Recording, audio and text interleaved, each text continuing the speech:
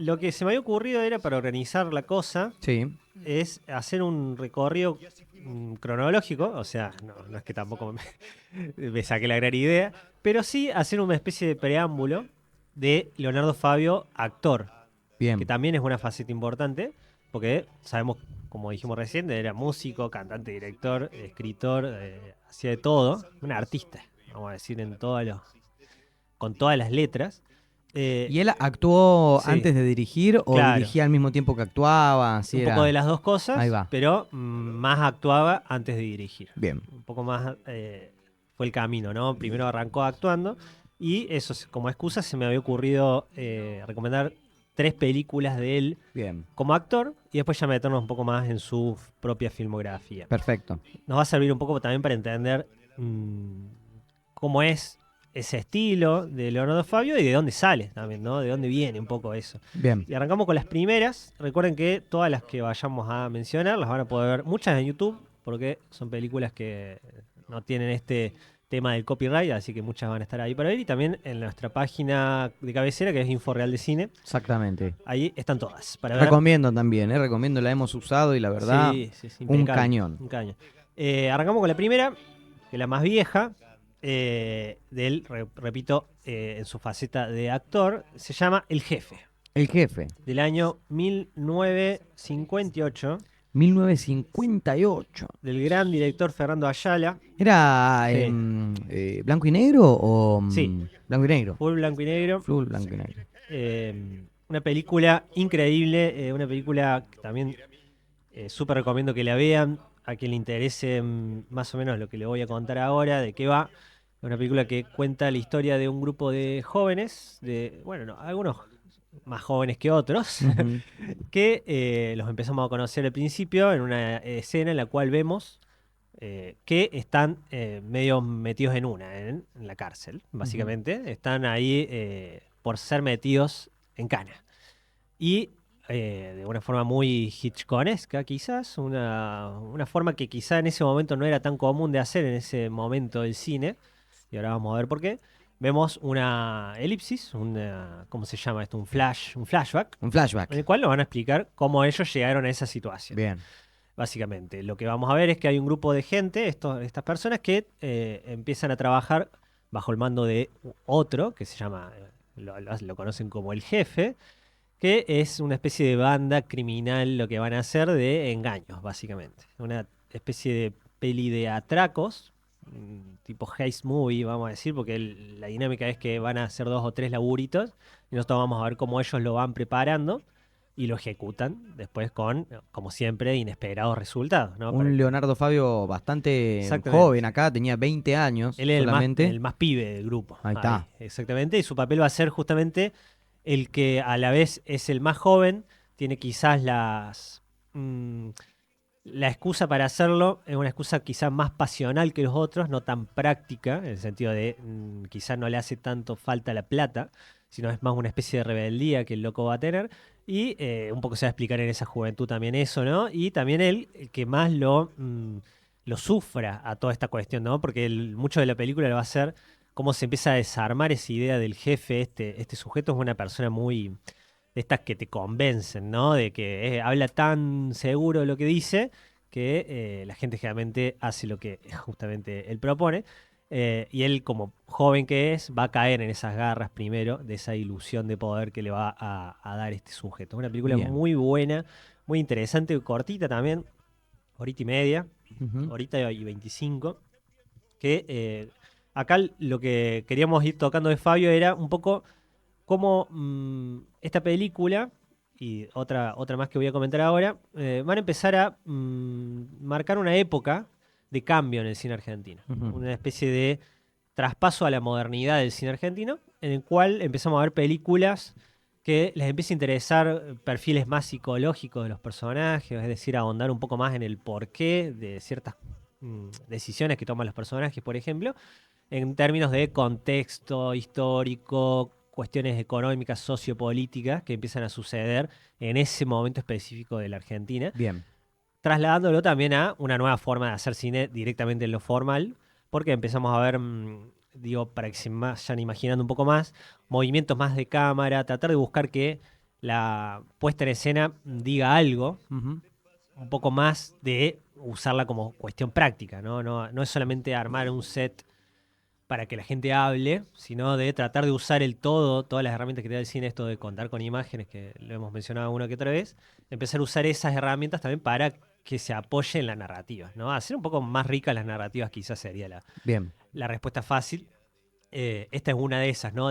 Justo este cambio de época, finales de los 50, principios de los 60, para que se ubiquen. Y un Leonardo Fabio muy joven, aprendiendo de estos grandes maestros. Fernando Ayala es uno de ellos, es el director de esta película.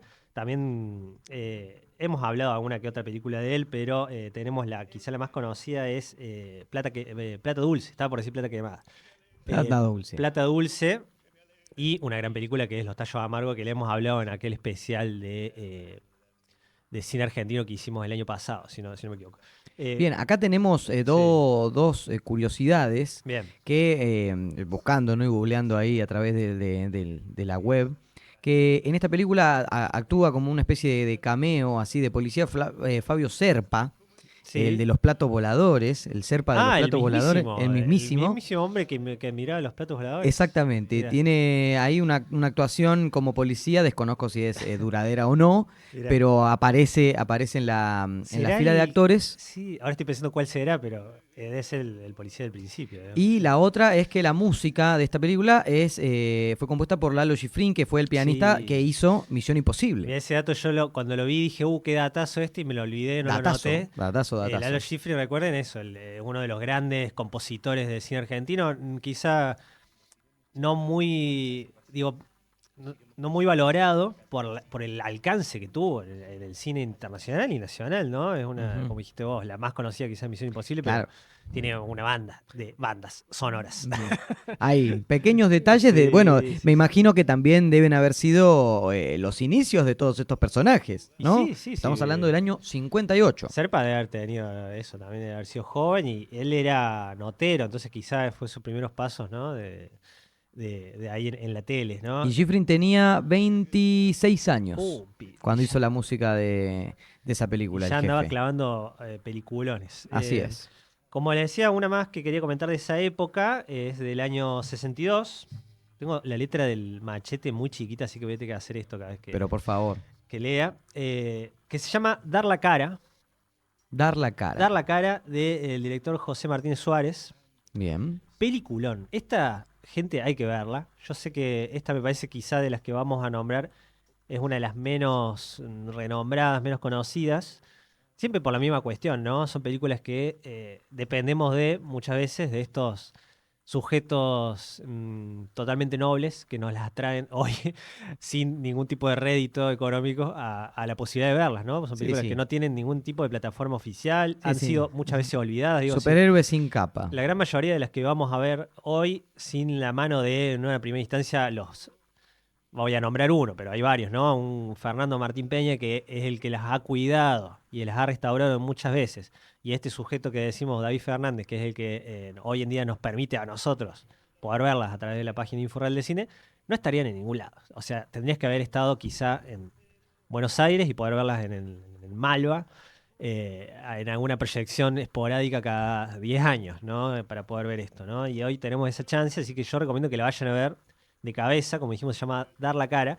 Un peliculón que en esto de que decíamos de marcar cambios de época, me parece que es la más clara, porque se nota no solamente en lo que propone como película, otra vez en lo formal, sino en el metadiscurso que va a decir o que nos va a intentar desarrollar. Va a contar la historia de tres jóvenes, Ujú. básicamente, que lo primero que vemos es que una vez que salen del servicio militar, de una especie de colimba, se me ocurre, ¿no? Una Ujú. especie de este servicio militar obligatorio, se hace la pregunta de, bueno, ¿y ahora qué vamos a hacer? Todos, ¿no? Lo que se ve es que, recuerden el contexto, ¿no? Estamos ya a principios de los 60, crisis económica, cuestiones ahí de, se te vienen los militares, está siempre la sombra de una democracia débil, y estos sujetos jóvenes viendo qué hacer ahora en su vida, básicamente, Ujú. ¿no? Uno de ellos es el personaje de Leonardo Fabio, que es ciclista, es un deportista. Otro más que está estudiando en la universidad para ser arquitecto o ingeniero. Y uno más que es hijo de un gran director de cine Ahí está. y está entre la duda de si seguir sus pasos de director-productor, ¿no? En esta época, bueno, era esa figura quizá estaba un poco más mezclada, ¿no? El que produce quizá la dirigía también o viceversa. Y estos tres sujetos, lo interesante va a ser como en esta época convulsa, también piénsenlo en términos de cambios de cuestiones morales, ¿no? Una especie de crisis de la burguesía acomodada o de la clase media de ese momento, media alta, Ujú. en términos de economía, como decimos, por cuestiones de coyunturales y cuestiones también de cambios de época en cuestiones morales, ¿no? En cuestiones de cómo de diferentes libertades que se empiezan a tener que antes no se tenían. Piensen en los Beatles, por ejemplo, Sí, ¿no? Es de esa época, ¿no? sí, sí, sí. Empiezan a despertarse cosas en los jóvenes que quizá antes no estaban. Y esta película va a marcar eso en el sentido de lo que vamos a ver va a ser cómo ellos lidian con esta crisis particular que se suma a la crisis de ellos mismos en un cambio entre la juventud y la adultez, ¿no? Es una película muy buena que justamente al tener estas tres vetas nos va a permitir tocar tres áreas diferentes de ese momento, ¿no? La cuestión artística, creativa, de la mano de este posible productor de cine Ujú. y cómo él va a ver este cambio de época justamente de cine que se viene, quizá el cine que justamente va a hacer Leonardo Fabio después, él mismo como director, ¿no? Se propone como una especie de contar otras historias, es lo que le inquieta a este sujeto, ¿no? Contar otras cosas, ver cómo se puede usar la cámara para incorporar otros sujetos a las narrativas. Piensen que también quizá en una época también, en esa época que está en cambio, las propuestas cinematográficas que había estaban apuntadas especialmente a un cierto tipo de sujeto, y repito, es ese tipo de sujeto burgués, de familia, Ujú. clase media acomodada, y ciertas dinámicas eran ignoradas, ¿no? O caricaturizadas directamente, ¿no? Algo que va a intentar hacer Fabio luego, cuando vayamos viendo sus películas, va a ser empezar a deconstruir eso, ¿no?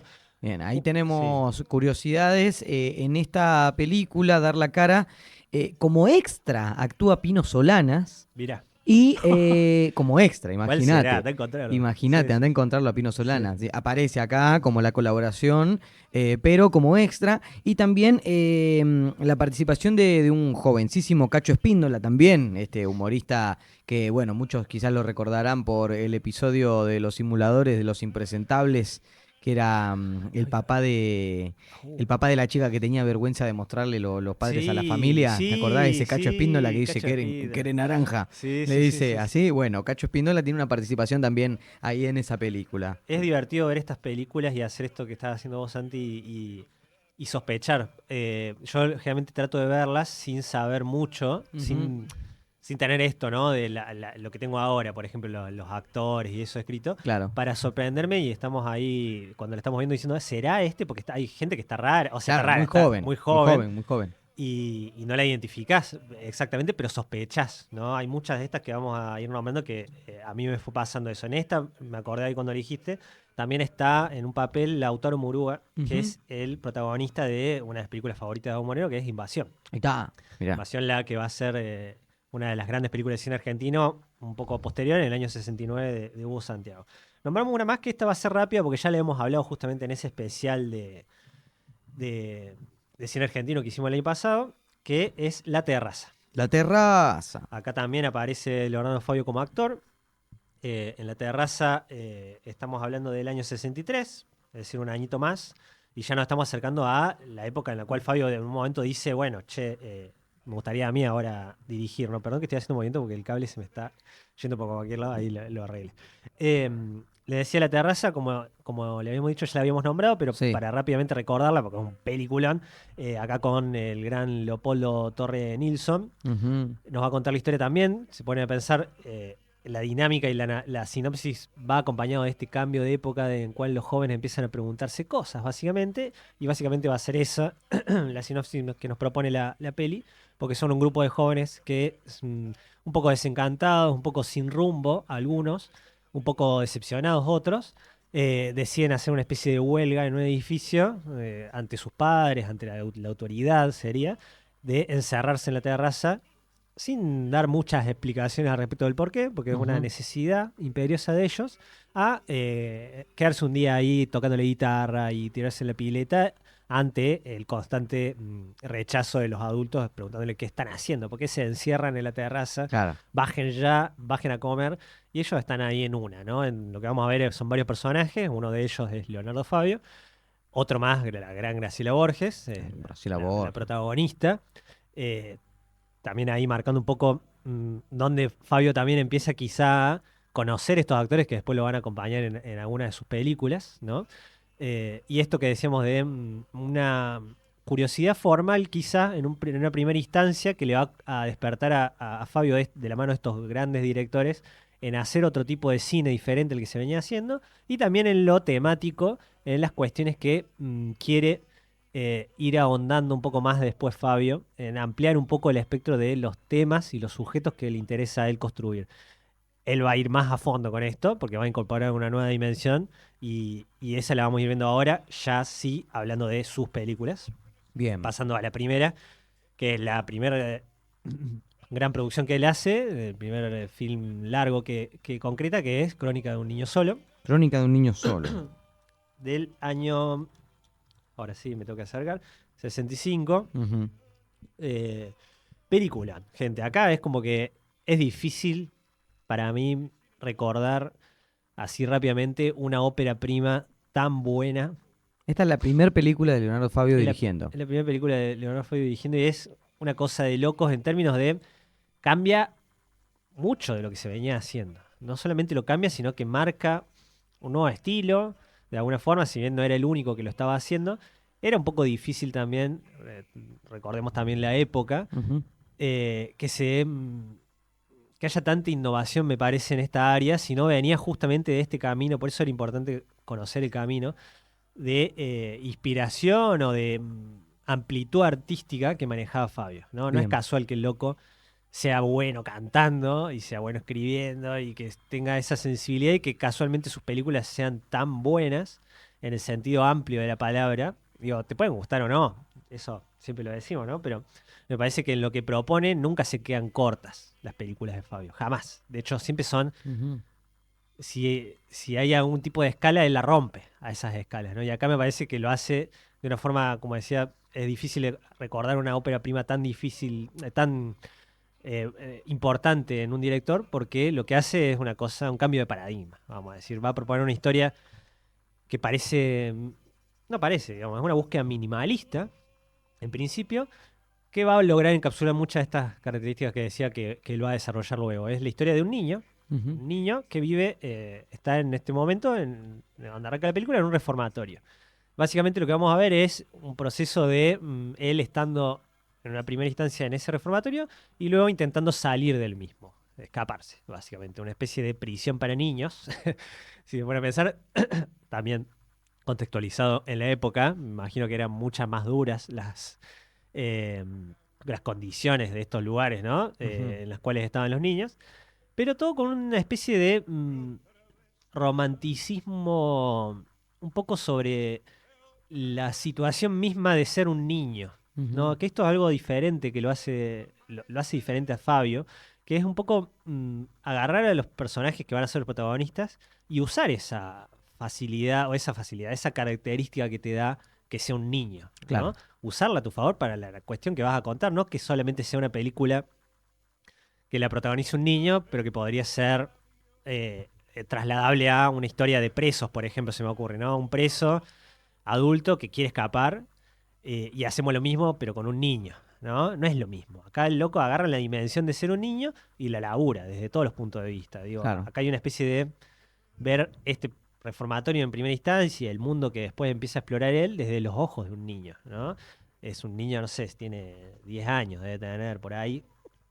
Y como muchos de los lugares que nos va a empezar a mostrar Fabio son a veces vistos desde ese punto de vista, lo cual los hace un poco raros, los cuales los hace ver desde ángulos un poco diferentes a lo que estábamos acostumbrados, ni hablar, repito, con el contexto de las películas que se hacían en ese momento. Vos la ves a Crónica de un niño solo y decís, esta película es diferente. O Ujú. sea, ya desde el primer plano te das cuenta que es diferente, porque hay una búsqueda de dónde poner la cámara muy particular, que no se hacía en ese momento. Para que se imaginen, mucho de lo que se buscaba en aquella época era armar un set un poco más tradicional, vamos a decir, en el cual la ponderancia o la carga narrativa la llevaban los diálogos, ¿no? Era como, bueno, armemos un buen decorado a donde vamos a estar 20 minutos hablando, ¿no? Y mucho de lo que enganchaba o mucho de lo que pasaba en la película era el gran desempeño de los actores, ¿no? Esto de, bueno, medio teatrero, ¿no? Medio teatral en ese sentido, de depender mucho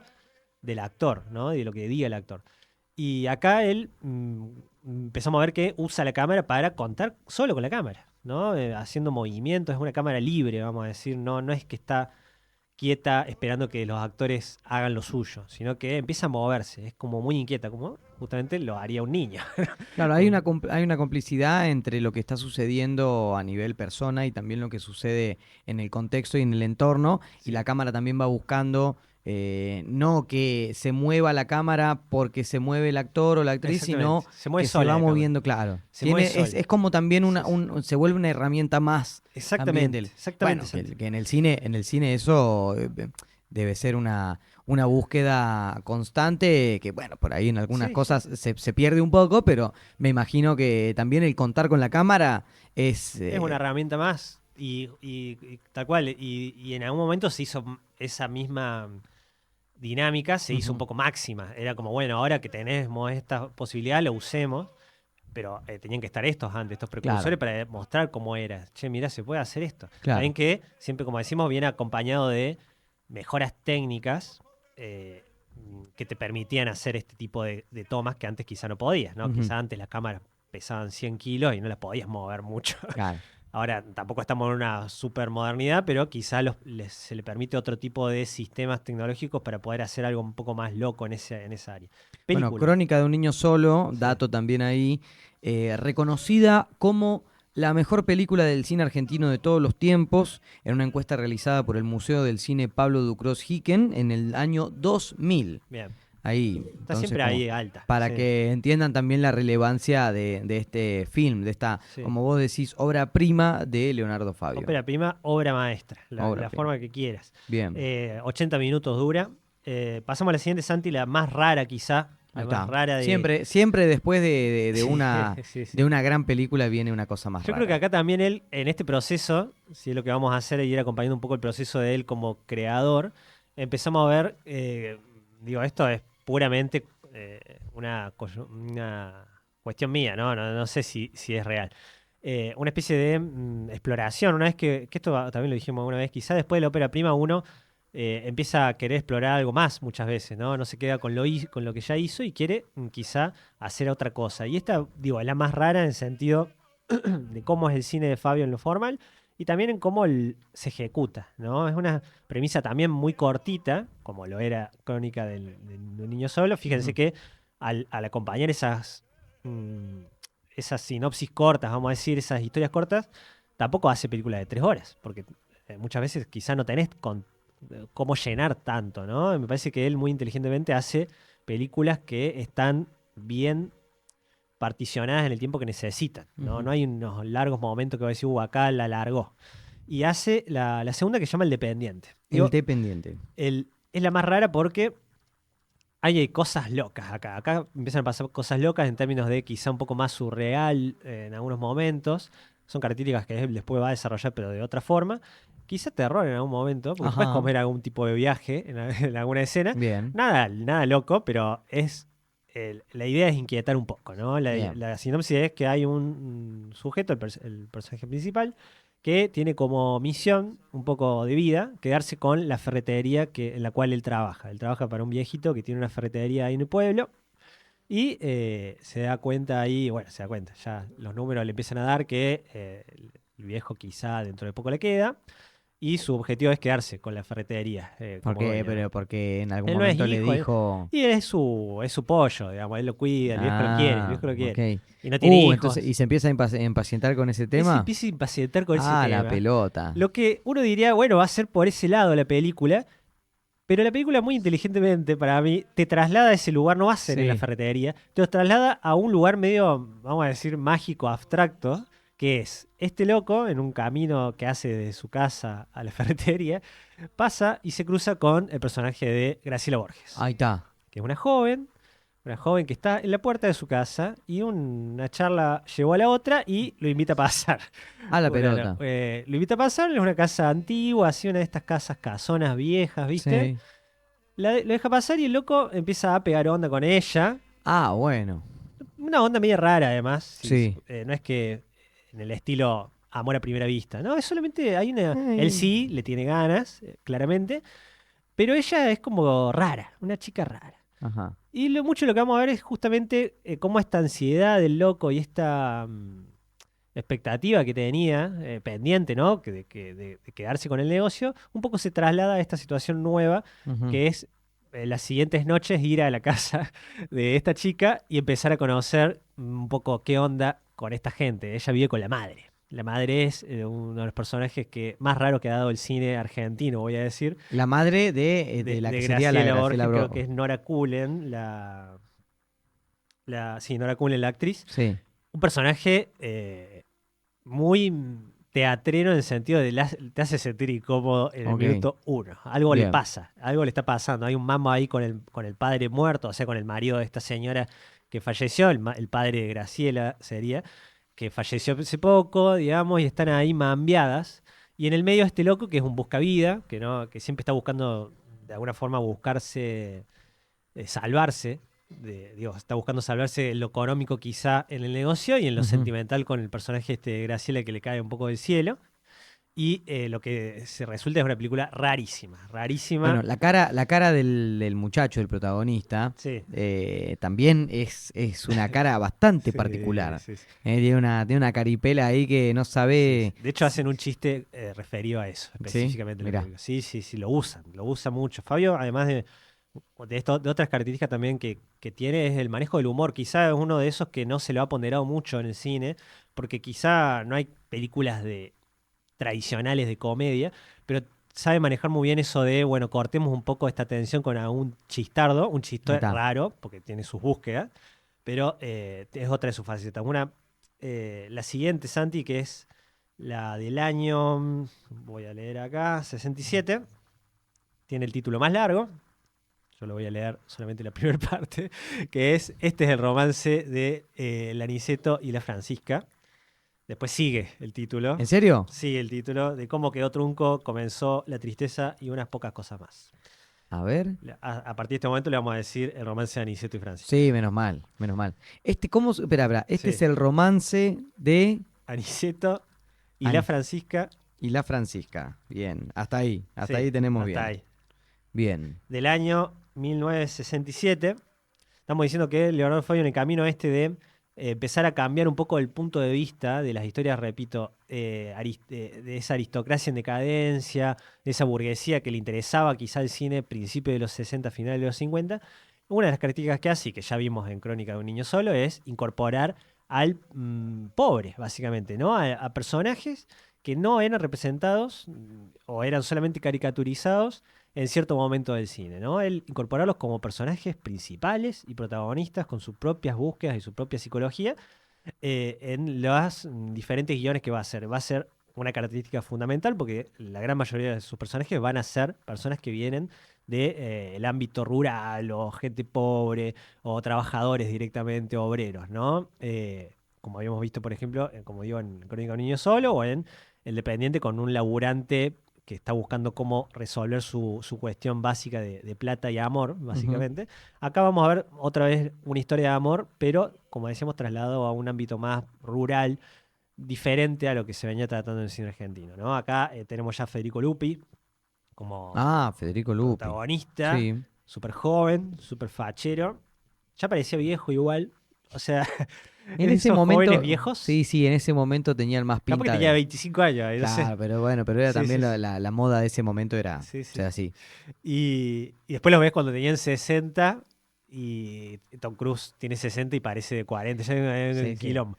Eh, la cosa es que acá nos trae, como decimos, una historia de amor en la cual está básicamente desarrollada el personaje de él, de Aniceto, que es un hombre que tiene un problema grave con el juego, le gusta apostar en las peleas de gallos. Ay, no, mirá. Es un gil, uno de los más giles que van a ver en el cine argentino, el personaje que hace Federico Lupi. Le queda muy bien ese papel.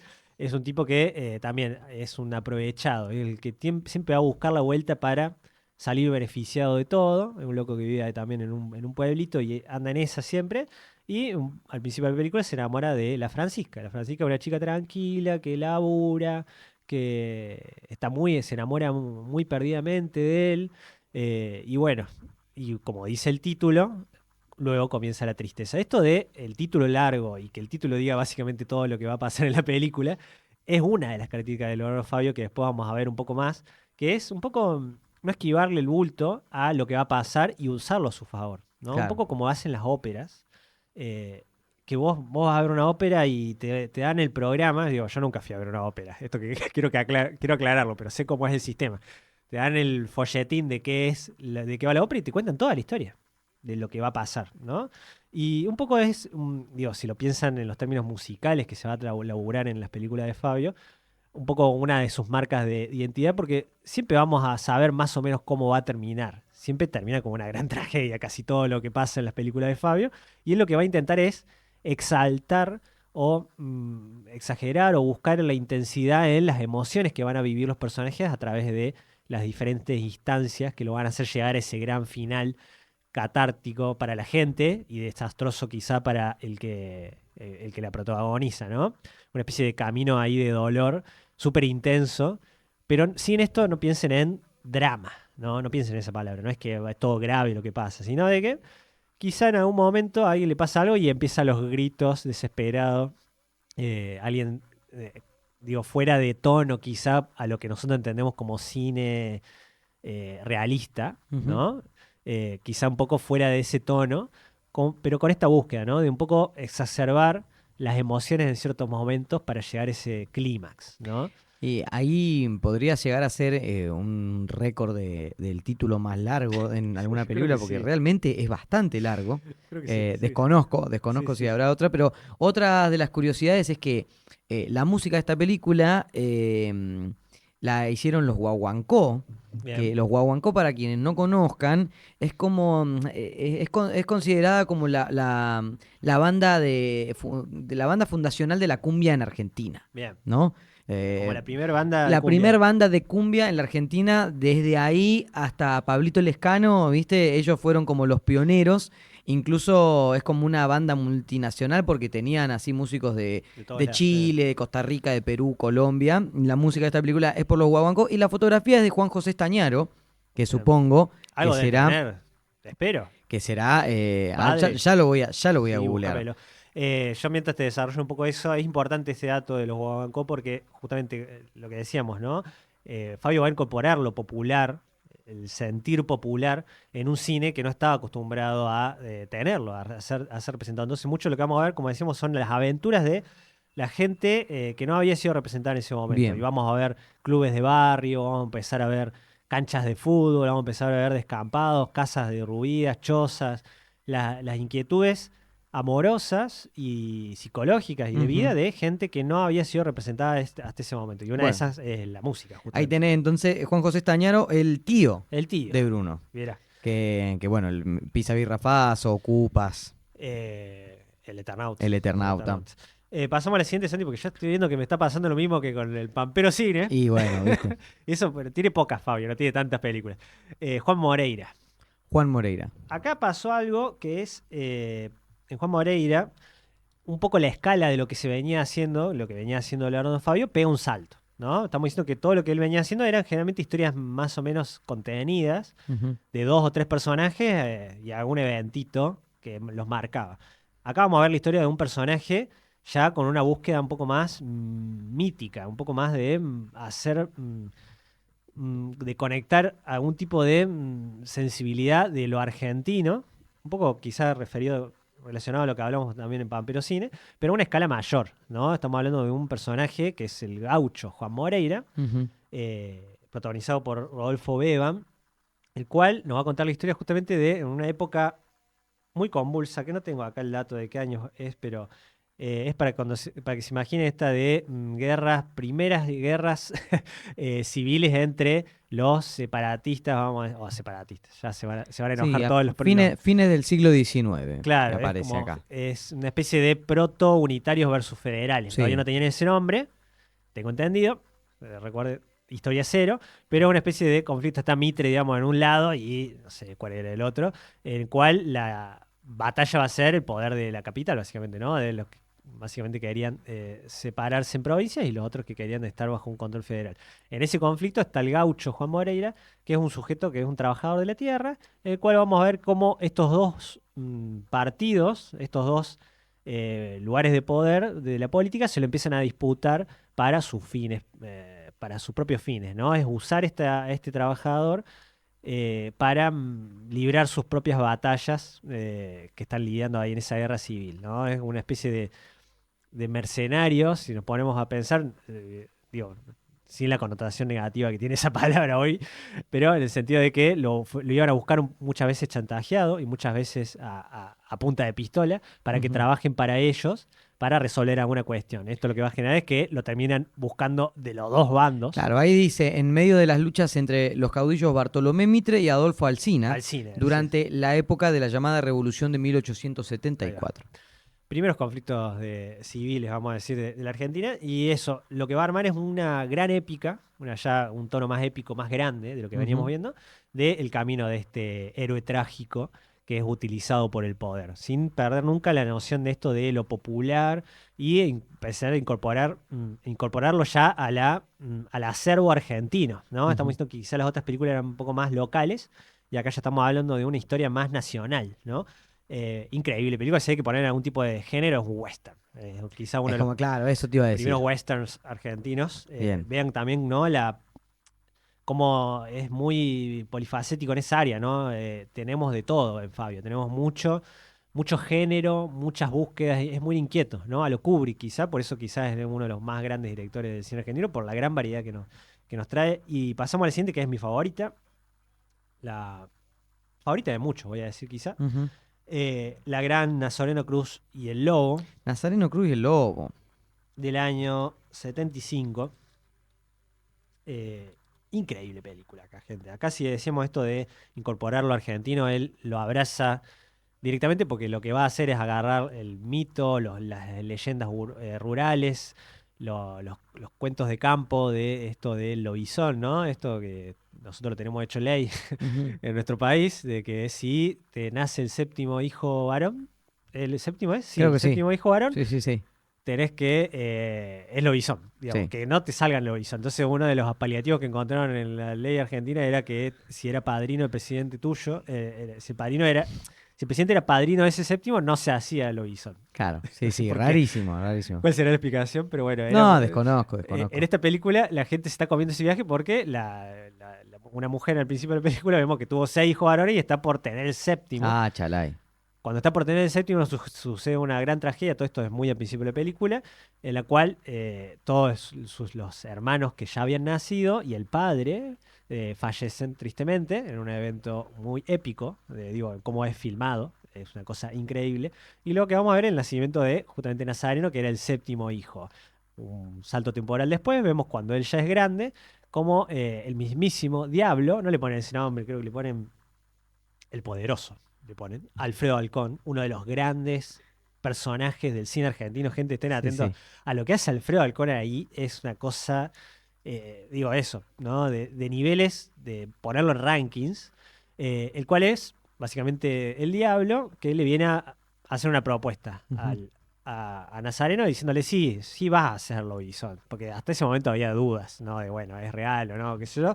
Sí, se te viene el lobizón y le hace una propuesta, como siempre el diablo, haciendo una especie de trato, Sí. propone un trato que es, él justamente se enamora en ese momento, Nazareno se enamora, y es ceder ese amor, no ser correspondido a ese amor, Y y, dejar de ser y lobizón. dejar de ser lobizón, Mirá vos. exactamente. Salvarse de la lobizoñada, pero tiene que dejar de amar a la mujer que ama. Ah, chalay. Claro, Eh, lo ponen en un brete lo ahí. pone en un brete y sabemos que a Fabio le encantan los bretes porque justamente lo que habíamos dicho antes, él va a tratar de ya desarrollar cosas que sabemos cómo van a terminar y meterse, intensificar el cómo, ¿no? El cómo estos personajes van a sufrir esa caída. Y es increíble, es un peliculón. Esta también, si hay que ponerle a un género, es quizá también un poco de western, un poco de... Digo, western... No western, bueno, me corrijo, porque western quizá le faltan ciertas características fundamentales.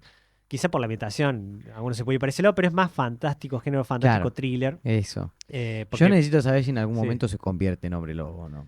eh, no es spoiler porque está en la etapa, me parece, sí, se convierte en lobo. Ahí Se está, convierte en mirá. lobo.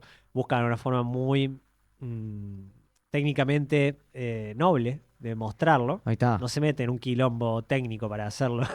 Es muy sutil lo que busca Bien, y queda muy bien. Y es quizá la que visualmente, estoy pensándolo rápido, la más potente, la que más impacte quizá. bien. Porque las otras tienen potencia en otras áreas, pero esta es impactante lo que logra en estos cuadros que pinta básicamente con la cámara.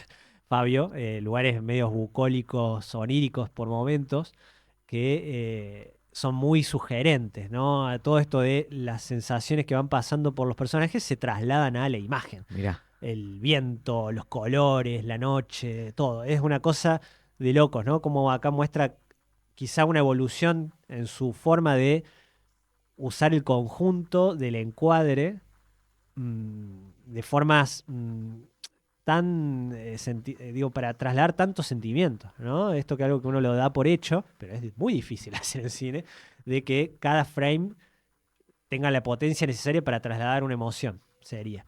Increíble película, esta es sí o sí para mí. Si te gusta el cine argentino, tenés que ir derecho a Nazareno Cruz. Nos quedan 3 más, pero la vamos a pasar muy rápido porque ya estamos en el tiempo. Bien.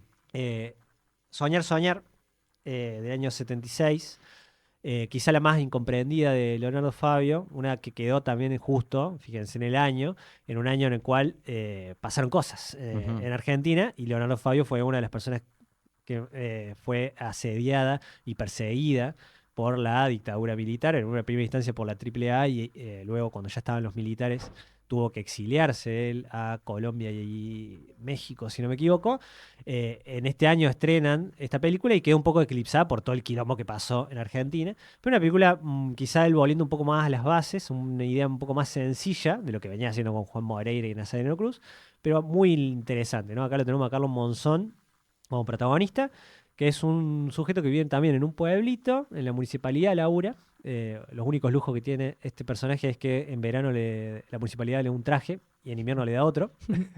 Él está chocho un poco con eso hasta que llega un sujeto de la gran ciudad, un artista, una especie de artista, que lo eclipsa. Lo ve en un bar tocando la guitarra y cantando, haciendo una especie de performance y este sujeto se enamora de esa idea de ser artista y se cierra en esa idea y dice, no, quiero ir a la gran ciudad a hacer lo que vos haces. Y este loco le dice, bueno, vamos, qué sé yo, vamos, te llevo, yo iba igual para allá, así que si querés ir conmigo, te llevo.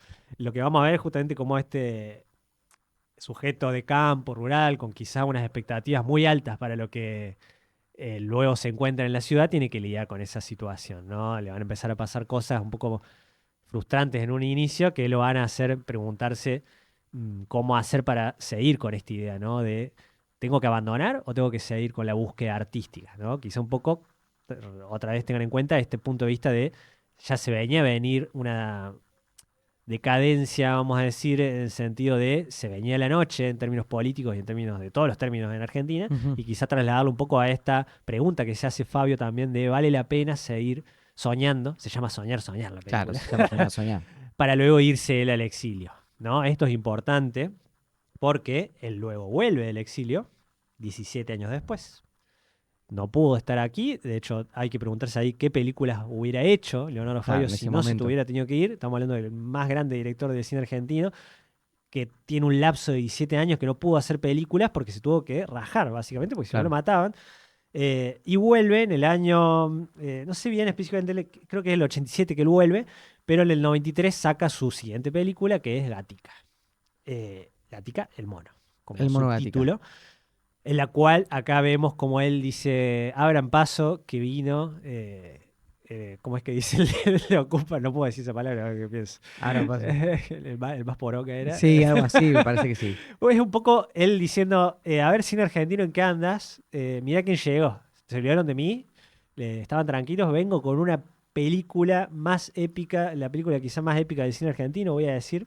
así lo estoy diciendo rápido quizá, pero me parece que hay pocas películas que se acercan a la escala de lo que busca Gatica el Mono. Es una película que básicamente va a contar la historia del personaje histórico, del boxeador Gatica el Mono. Otra vez vean cómo es recurrente esto, ¿no? De tocar personajes que no son los de siempre, personajes pobres, personajes, de hecho este personaje lo vemos desde un inicio, cómo nace en la extrema pobreza y se empieza a pegarle en el boxeo y empieza eso a llevarle una vida de lujos, una vida de Claro. lujos en la cual él con sus mismos problemas o sus propias trabas emocionales no puede llevar de una forma sana, vamos a decir, más o menos como pasa siempre en las películas de boxeo, ¿no? Sí, podríamos Eh, decir que es como una de las primeras películas, ¿cómo se dicen? Biográficas, ¿no? Es como una Biopics. biopics esta. Sí, sí, una especie de biopic Ujú.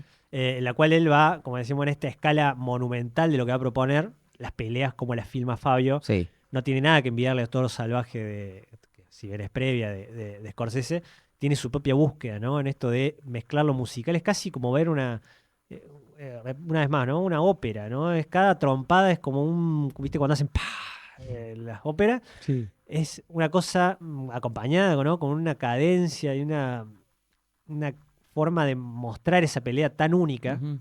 No es lo mismo que no busca la espectacularidad, vamos a decir, de una Rocky, que ya también tenía sus años, ya existía Rocky, sino una espectacularidad en el sentido de que cada trompada traslade emociones, ¿no? Que cada compás y cada línea de gota de transpiración o de sangre que le salga a la cara al protagonista se funda con este pesar que él está trasladando en su propia vida personal y el país en los cambios que estaban surgiendo en ese momento, porque va a ser muy importante en la película la presencia del peronismo, ¿no? Que Claro. estamos diciendo que es no lo hemos mencionado mucho, pero es una de las facetas importantes de la vida de Fabio. De hecho, está el documental de Peronismo, un Sinfonía sentimiento, del Sinfonía del Sentimiento. Sentimiento, dura Perón, Sinfonía del Sentimiento. 3 horitas, no la vamos a nombrar acá porque nos concentramos en lo que es ficción, pero es un gran documental también muy en la línea de Fabio, en la cual él, desde lo formal, propone hacer un recorrido de la vida de Perón, del peronismo en general, no solamente la vida de Perón, con búsquedas cinematográficas en el sentido de mezclar un poco la música con la búsqueda visual y imágenes de archivo.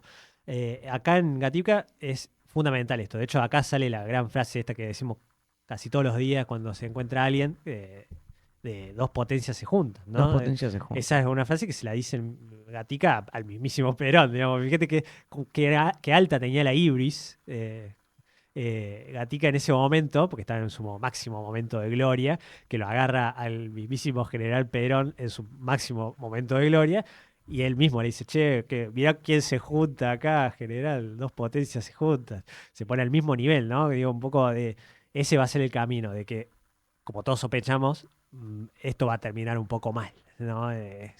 Repito, ese camino inevitable, ¿no? Y entramos ya, Santi, a su última película, que es una cosa quizá la más diferente, iba a decir la más rara, porque la más rara ya dijimos que era el dependiente, en el sentido rara de extrañar es el dependiente, y esta Ujú. quizá la más diferente porque lo que vamos a ver es básicamente una remake, una Sí. especie de una reimaginación de su propia película, de Aniceto, la que habíamos dicho en un Ah, principio, me parecía. del romance de Aniceto y Francisca, una nueva forma de verlo, ahora con el protagonismo de Hernán Piquín, famoso en Showmatch, para la gran Sí, mayoría de la gente, el perdón, bailarín. perdón Hernán Piquín, pero la gran mayoría de los otros no fue al ballet a verte. Y aquí ya como usando esa herramienta de él, ¿no? Si vemos que lo casteó a él, probablemente lo haga bailar y mucho lo que va a pasar va a ser gente bailando, ¿no? Va a ser Bien. básicamente la misma historia de Francisco, estamos hablando ya de 2008, es la última película de Fabio, en la cual vamos a ver la misma sinopsis, la misma trama, algún que otro cambio en el medio, ¿no? Ujú. Alguna que otra diferencia, pero básicamente la misma historia que hizo en Aniceto la primera versión. Pero ahora sí mezclado full con la danza, con el baile y la música, ¿no? Digo, si esta idea de la ópera, de la puesta teatrera, la teatralidad de Fabio era importante, acá me parece que ya lo dejen claro, ¿no? Que es directamente agarrar una película que él había hecho y trasladarla a otro medio. Que lo interesante es que no deja de ser una película. No es no se imaginen que esta película es verlo bailar a Hernán Piquín. Ah, claro, pero es medio como un musical, podríamos decir. No tanto porque nadie canta. Bien. No sé cuál sería, puede ser musical porque hay mucho baile, pero no hay tampoco todo el tiempo baile, ¿eh? Bailan de vez en cuando hace falta trasladar las emociones, un poco una especie de ejercicio de, che, estos momentos en los cuales la cámara o la puesta en escena trasladaba las sensaciones que sentían los personajes, ahora hacerlo con el baile, ¿no? Bien. Cuando están tristes, cuando están felices, imagínense en los momentos de la película, y cómo el baile traslada eso que estás sintiendo, ¿no? Acá yo toco de oído porque de baile y danza no caso una. No, no, yo tampoco. Lo que veo es lo macro, ¿no? Ahí de alguna especie de traslado de sensaciones tristes, por ejemplo, cuando baile, pero se me pierden un montón de cosas que no caso. Pero es una linda experiencia, además de que también es una peli cortita, ¿no? No es que tampoco tenés que meterte ahí 3 horas a ver una gran exposición de baile, digo, porque entiendo que hay quizás gente que la cuestión del baile no le atraiga mucho, pero es una linda forma de terminar también de ver la filmografía de Fabio y terminar ese recorrido, ¿no? De un poco de ese revisionismo sobre lo ya visto y repasar un poco a una obra que sea, digo, Aniceto, el romance de Aniceto y Francisca es bastante fundamental en esto que habíamos dicho de su característica, ¿no? De la exacerbación de los sentimientos, Ujú. de esta faceta quizá más musical que estamos escuchando de fondo de Fabio, ¿no? Las letras Sí. de Fabio son más Aniceto que Juan Moreira, se me ocurre, ¿no? Ujú. Es más quizá ese punto de vista, ¿no? De Fabio el que vemos acá. Es una filmografía, como decíamos, muy variada, corta, porque son 7 películas, 8 películas, perdón, pero que tiene la máxima variedad, vamos a decir, para mí, ¿no? De los grandes directores que hay, es el que más variedad tiene. Y el que, sin dudas, marcó estilos. Digo, si hay que hacer algo en esto de terminar el camino para terminar ya el recorrido de él, es la influencia que tuvo Fabio hacia los demás, ¿no? Así Ujú. decimos que Fabio tuvo su propio maestro, quizás su gran maestro es Leopoldo Torre Nilsson. Él es gran maestro de muchos grandes directores que luego van a desarrollar su cine, ¿no? Digo, es difícil pensar a Lucrecia Martel sin Leonardo Fabio. Es Ujú. difícil pensar a Trapero sin Leonardo Fabio. Digo, piensen en todas las dinámicas que propone el nuevo cine argentino luego, en el 2000, finales de los 90 y el 2000.